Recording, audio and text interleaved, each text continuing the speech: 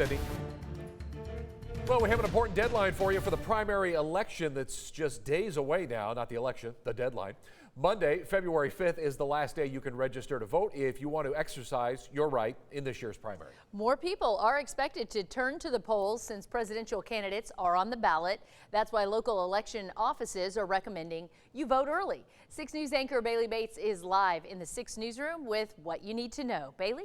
Lindsay, Chris, the purpose of the primary election is to narrow down the playing field of candidates, and it requires voters to only choose one party to participate in its primary. That doesn't impact who you vote for in the general election, though. One thing to point out about this election, voters who vote in the Republican primary will have some propositions on the ballot. Those are not set up to become law. They are more of a sampling or an opinion poll for Republican Party chairs to look at.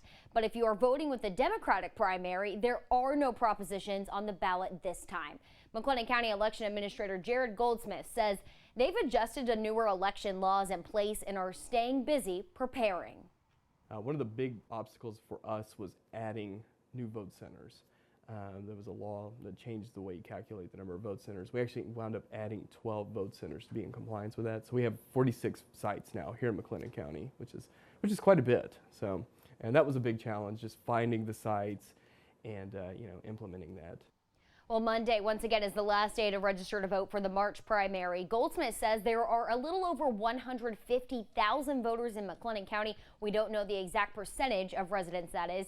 Bell County is also gearing up for the primaries. A county spokesperson says an audit of voting locations has been completed, and they've also improved internal communications between election workers and the elections office. 6 News is going to stay on top of all election guides for you and keep you updated.